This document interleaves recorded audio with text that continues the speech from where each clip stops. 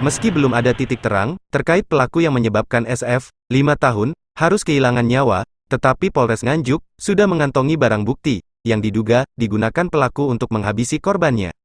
Selain mengantongi barang bukti, Polres Nganjuk pada saat itu juga berhasil mengamankan salah satu warga desa Tempuran, Kecamatan Ngeluyu, yang diduga adalah tersangka yang menyebabkan meninggalnya SF, warga desa Ngeluyu, Kecamatan Ngeluyu, tanggal 3 November tahun 2023. Anak darah anu getah kadang kelacaran blembangan anak koyo bocah sapa. Lah kula langsung mblengwen to. Langsung niki teklek niki. Jerit-jerit nyeluki niki teng sawah benguk-benguk banter pokok kula pone nyeluk. Tetapi hingga hari ini, pihak Polres Nganjuk belum bisa menetapkan pelaku pembunuhan tersebut, yang pasalnya terduga masih menjalani pemeriksaan, dan dari pihak Polres Nganjuk belum berani menetapkan sebagai tersangka, dan ini dijelaskan Kasat Reskrim Polres Nganjuk, AKP Lanang Teguh Pambudi, saat doorstop bersama beberapa awak media, tanggal 7 November tahun 2023. Dugaan pembunuhan Ngeluyu, perkembangan sampai hari ini, kita sudah mengamankan dan mengidentifikasi mungkin beberapa yang masih kita duga ya. Kita belum berani menetapkan untuk tersangka, karena kalau kita tetapkan tersangka,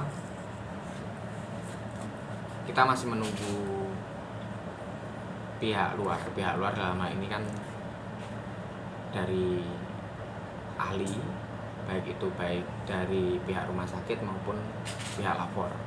Jadi dari itu nanti kalau memang ada kecocokan, baru kemudian kita gelarkan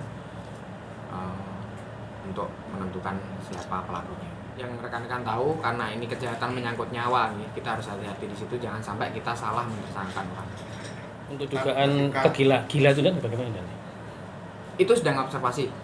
Nanti itu dari ahli ya yang menyatakan ya. Kalau kita kan belum dapatkan resmi dari dokter ahli, nanti setelah dapat juga pasti kita sampaikan.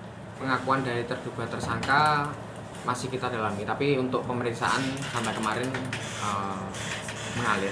Kita dapatkan keterangan-keterangan dari saksi-saksi di sekitar lokasi maupun yang kita duga sendiri pun juga semuanya tidak ada kendala, mengalir. Dari hasil pemeriksaan sementara dan mungkin ada motif dan apa deh? Untuk motif kita belum bisa bilang. Maksudnya kan saat ini kan situasinya kita belum bisa tetapkan tersangka nih. Apakah benar yang bersangkutan ini melakukan atau tidak? Kalau memang yang benar yang melakukan ini adalah yang kita duga ini, ya kita baru bisa mengetahui motifnya nanti.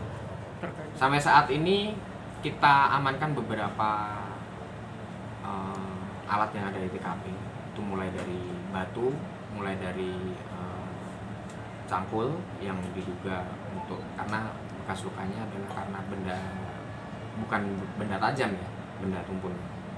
Kita pastikan kan menunggu dari hasil-hasil DNA ini yang sedang kita kirimkan ke lapor untuk mencocokkan adanya kesesuaian atau tidak dengan antara korban dengan pelaku. Seperti itu. Kalau pelaku terbukti gila dan upaya-upaya kepolisian apa nanti dan secara hukum dan? Kalau secara hukum sesuai dengan undang-undang ya harus kita hentikan demi hukum nih, karena yang bersangkutan ini kan karena memang mengalami masalah kejiwaan.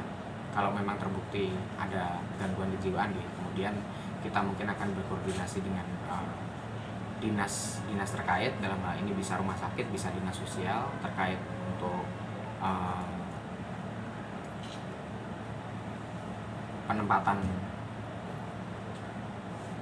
si terduga pelaku ini. Kalau memang itu dinyatakan gila nih. Dan ditargetkan sampai selesai kapan dan pemeriksaan kegilaan korban ini, pelaku ini?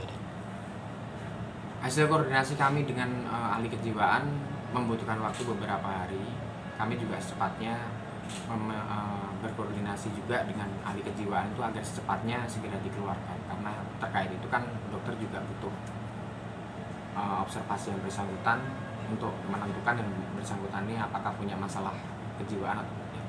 Saat ini dan pelaku posisi di mana dan?